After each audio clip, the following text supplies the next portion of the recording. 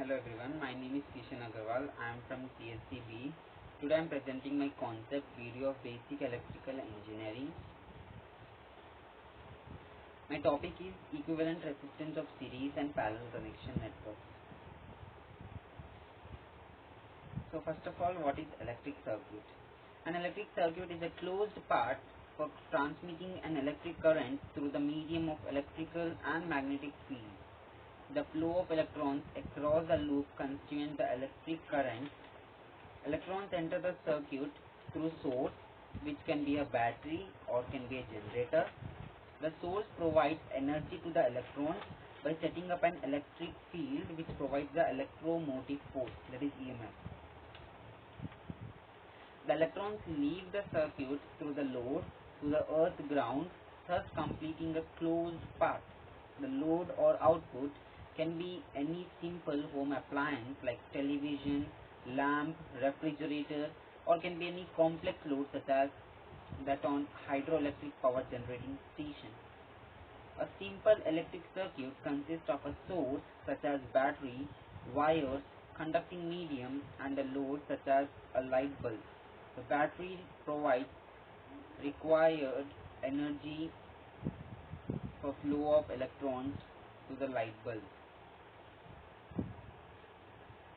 So basic circuit elements.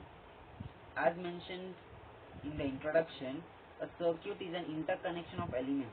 These elements are classified into active or passive elements based on their capacity to generate energy. Active circuit elements. Active elements are those which can generate energy. Examples include batteries, generators, operational amplifiers, and diodes. Note that in an electrical field or electrical circuit, the source elements are the most significant active elements.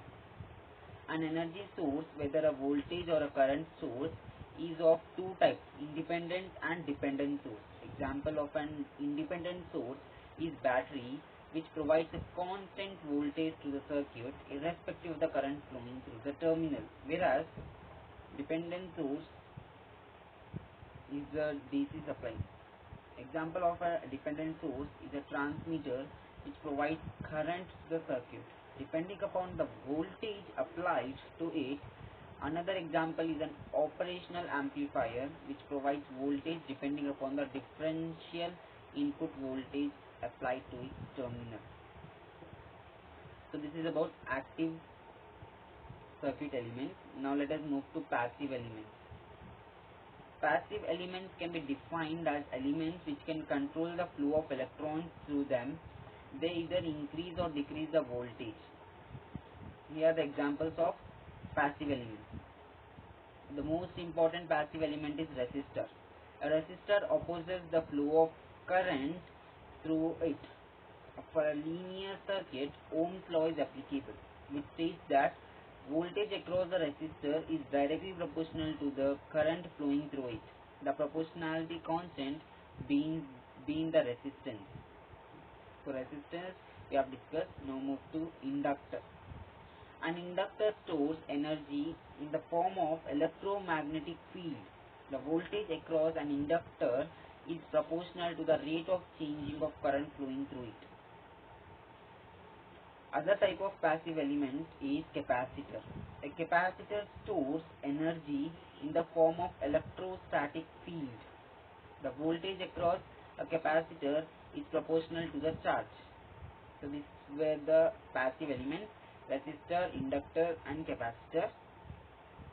Resistor resists the flow of current, whereas inductor stores the energy in the form of electromagnetic field, whereas capacitor stores the energy in the form of electrostatic field. Now let us discuss what are the types of electrical circuits. First of all, DC circuit. In DC circuits, the excitation applied is a constant source.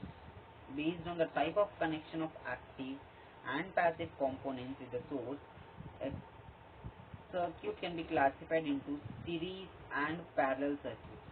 So in DC circuit, based on the connection of active and passive components, we can derive or we can define it it into series and parallel circuits. So first of all we see series circuit. When several passive elements are connected in series with an energy source, such as a circuit is known as a series circuit. For a series circuit, same amount of current flows through each element and voltage is divided. So in series connection, current flows same in each element, but voltage is divided. In series circuit, as the elements are connected in a line, if there is a fault in any element, complete circuit acts as open circuit. So this is a basic connection of series circuit. Two bulbs are connected in series using a battery. For a resistor connected in DC circuit, the voltage across its terminal is directly proportional to the current passing through it, thus maintaining a linear relationship between the voltage and current. For resistors connected in series, the total resistance is equal to the sum of all resistance values, whereas for capacitors connected in series, the total capacitance is equal to the sum of reciprocals of all the capacitance values. For inductors connected in series, total inductance is equal to the sum of all inductance values. So all the passive elements, that is resistor, capacitor, inductor, can be connected in series as well as in parallel connection. Now parallel circuit. In a parallel circuit, one terminal of element is connected to the other terminal of the source,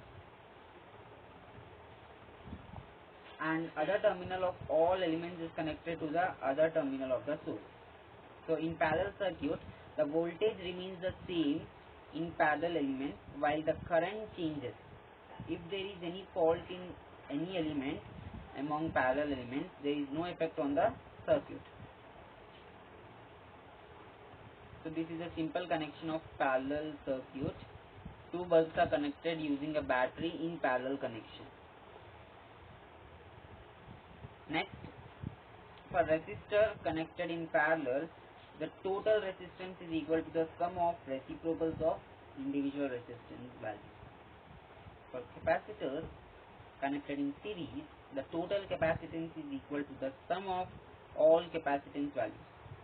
And for inductor connected in series, total inductance is equal to the sum of reciprocals of individual inductance. Now let us move to AC circuits.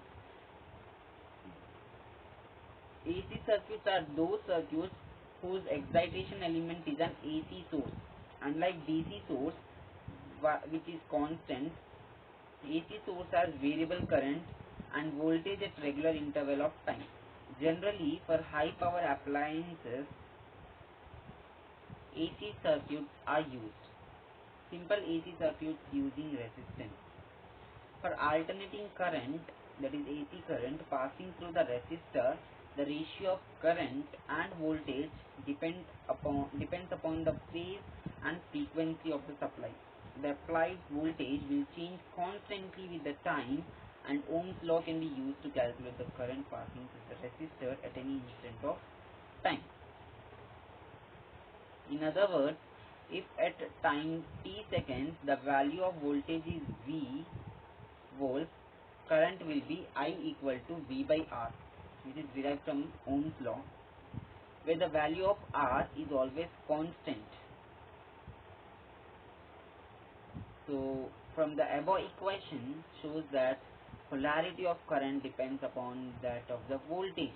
Also, both current and voltage reaches their maximum and 0 points at the same time. Since R is constant, we can say that I is directly proportional to voltage, that is current is directly proportional to voltage. Thus for a resistor, voltage is in phase with the applied current. This is the flow of current for positive cycle and for negative cycle. AC voltage source.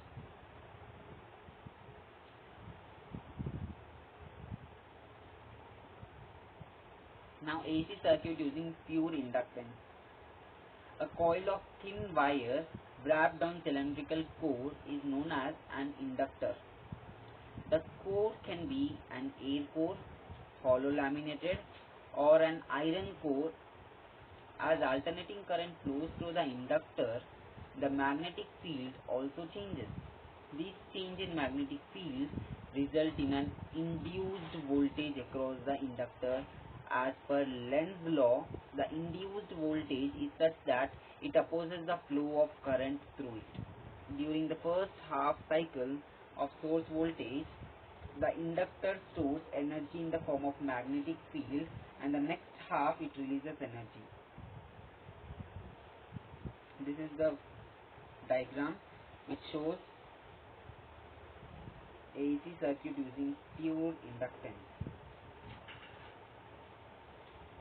The graphs are shown of voltage and current, how they vary according to the voltage and the frequency of AC supply. Next, AC circuit with the capacitor. For a constant DC supply, the capacitor plates charges up to the applied voltage, stores this charge temporarily, and then starts discharging. Once the capacitor is fully charged, it blocks the flow of current as the plates get saturated. When AC supply voltage is applied to the capacitor, the rate of charging and discharging depends upon the supply frequency. Voltage across the capacitor lags the current flowing through it by 90 degrees. Now we will see the diagram. This is the AC circuit with capacitor. As we have seen here, voltage across the capacitor lags the current through 90 degrees. Here we can see. So just now we have discussed what are electric circuits and what are the types of electric circuit, that is DC circuit and AC circuits. In DC circuits we have series and parallel connections, and in AC circuits we have purely impedance, resistance and capacitance. Now we'll see resistors, which is our main topic, equivalent resistors in series and parallel connection. So first of all we will start with resistors in series. When two or more resistors are connected end to end, they are said to be in series. The resistors could be simple resistors or bulbs or heating element or other device. The three resistors R1, R2 and R3 connected in series, the amount of charge passing through resistor R1 must also pass through the resistor R2 and R3, since the charges cannot be accumulated anywhere in the circuit. As we know, this is the basic concept. The charges have to flow from R1, R2 as well as R3. This is the diagram showing three resistors connected in series through a voltage source, and current is flowing same across the three resistors R1, R2, R3, that is I is flowing through I, R1, R2, R3, and voltage is dropped. At R1 it is V1, at R2 V2 and at R3 it is V3. So this is a simple circuit of three resistors connected in series connection. So this is the equivalent resistance showing the current flowing through the equivalent resistance which is connected to a voltage source.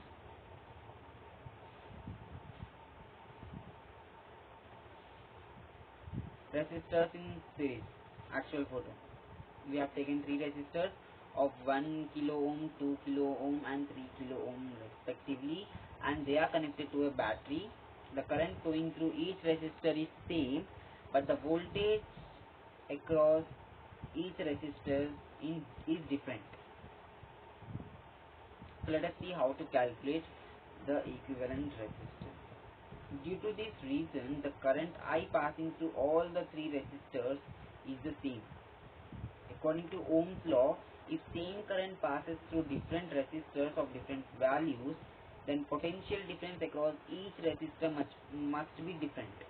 Let V1, V2 and V3 be the potential difference voltage across each resistors R1, R2 and R3 respectively, then we can write V1 equal to IR1, V2 equal to IR2 and V3 equal to IR3. But the total voltage V is equal to the sum of individual voltages across the resistors. So we can write V equal to V1 plus V2 plus V3.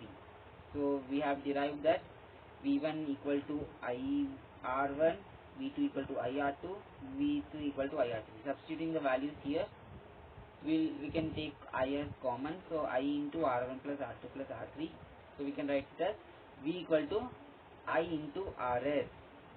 That is, RS is the equivalent resistance. RS equal to R1 plus R2 plus R3. When several resistance are connected in the series, the total or equivalent resistance is equal to the sum of individual resistance.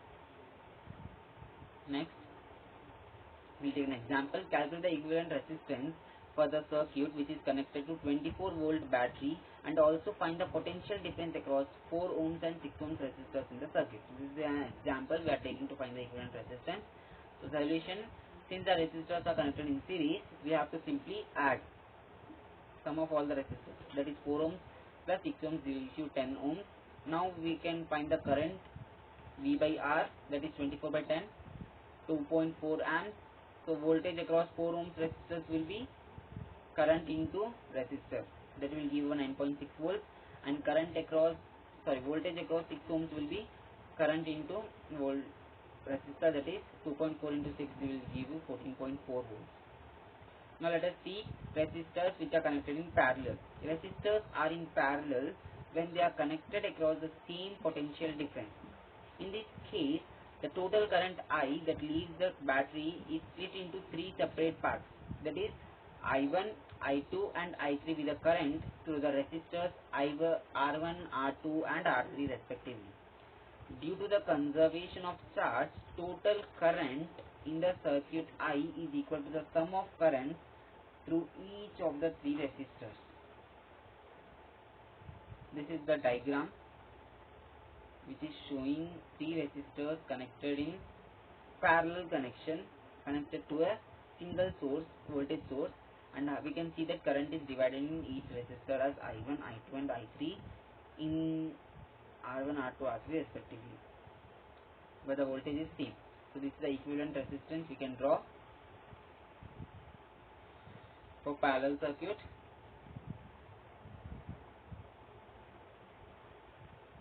This is the practical diagram showing a battery connected to 3 different resistors. So as discussed, total current is same, so I equal to I1 plus I2 plus I3.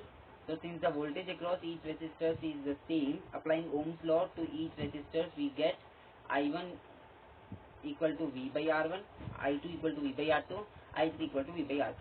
So substituting the values in the equation, I equal to I1 plus I2 plus I3, will get I equal to V by R3, that is 1 by R1 plus 1 by R2 plus 1 by R3 as the 1 by Rp. So 1 by Rp equal to 1 by R1 plus 1 by R2 plus 1 by R3. Here Rp is the resultant or equivalent resistance of the parallel combination of the resistors. Thus, when number of resistors are connected in parallel, the sum of the reciprocals of values of resistance of an individual resistors is equal to the reciprocal of the effective resistance or the equivalent resistance of the combination. The value of equivalent resistance in parallel connection will be lesser than each individual resistance. Household appliances are always connected in parallel, so that even if one of the switches is off, the other devices could function properly. So let us see an example. Calculate the equivalent resistance in the following circuit and also find the current I1 and I2 in the given circuit.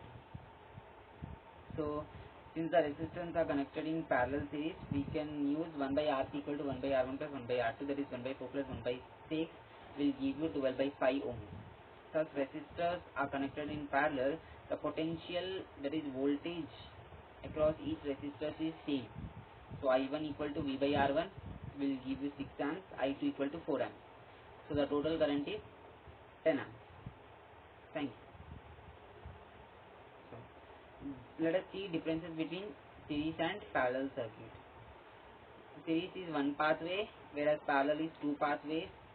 Current same anywhere in the series circuit, whereas current splits as it passes through the different resistors. Voltage share in the ratio to resistance, whereas voltage is across the pathway is same. Resistance add up, draws less current, battery lasts longer, whereas total resistance is less than the least resistance, current drawn is less, battery life is short. One bulb fuses, circuit is incomplete, that is it becomes open circuit, whereas one bulb fuses, the other bulb will still glow. Brightness of the bulbs is less because P equal to IV. Here brightness of the bulbs is more. So what is the similarity between series and parallel circuit is both convert electrical energy into light, heat and sound energy. Thank you.